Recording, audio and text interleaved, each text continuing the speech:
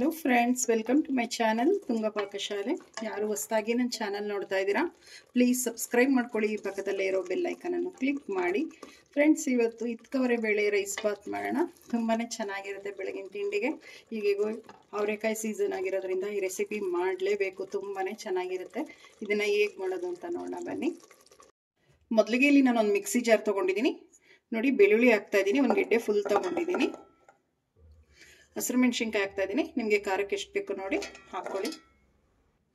ಒಂದು ಅರ್ಧ ಈರುಳ್ಳಿ ಹಾಕ್ತಾ ಇದ್ದೀನಿ.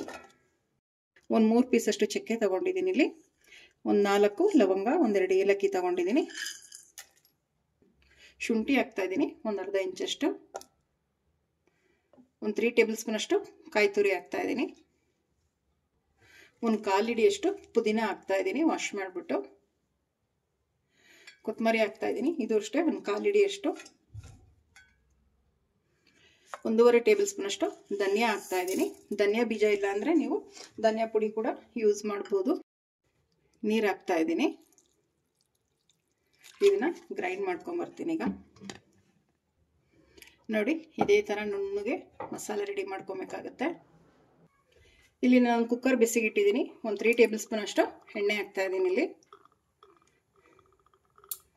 ನೋಡಿ, ಸಾಕು ಎಣ್ಣೆ ಬಿಸಿಯಾಗಲಿ. ಎಣ್ಣೆ ಬಿಸಿಯಾಗಿದೆ.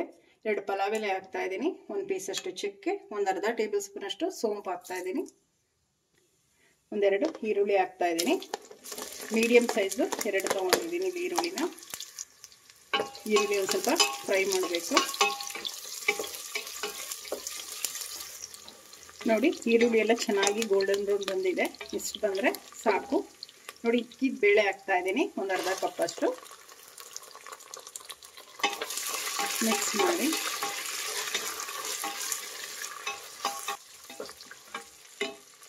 ಒಂದೆರಡು ಟೊಮೆಟೊ ಹಾಕ್ತಾ ಇದ್ದೀನಿ.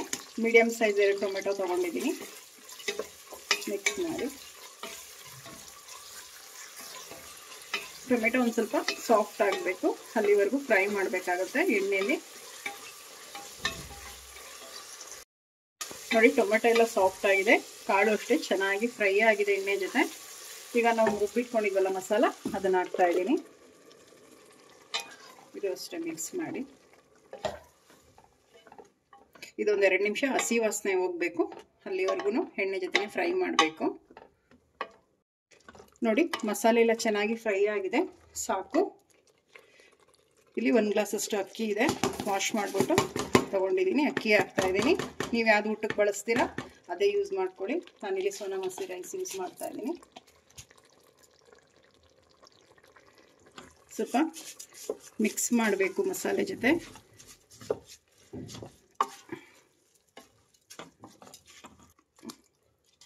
ನೋಡಿ, 1 ಗ್ಲಾಸ್ ಅಕ್ಕಿ ತೊಗೊಂಡಿದ್ದೀನಿ. ನನಗೆ ನಾನು 2 ಗ್ಲಾಸ್ ಅಷ್ಟು ನೀರು ಹಾಕ್ತಾ ಇದ್ದೀನಿ. 1 ಗ್ಲಾಸ್ ಹಾಕಿದ್ದೀನಿ, ಮತ್ತೊಮ್ಮೆ 1 ಗ್ಲಾಸ್ ಹಾಕಿದ್ದೀನಿ. ಮಿಕ್ಸ್ ಮಾಡಿ ಅಕ್ಕಿನ ಮೊದಲಿಗೆ. ತಣ್ಣದಲ್ಲಿ ಹೋಗಿ ಕುಂತ್ಕೊಂಡಿರುತ್ತೆ ಅಕ್ಕಿ. ರುಚಿಗೆ ತಕ್ಕಷ್ಟು ಉಪ್ಪು ಹಾಕ್ತಾ ಇದ್ದೀನಿ.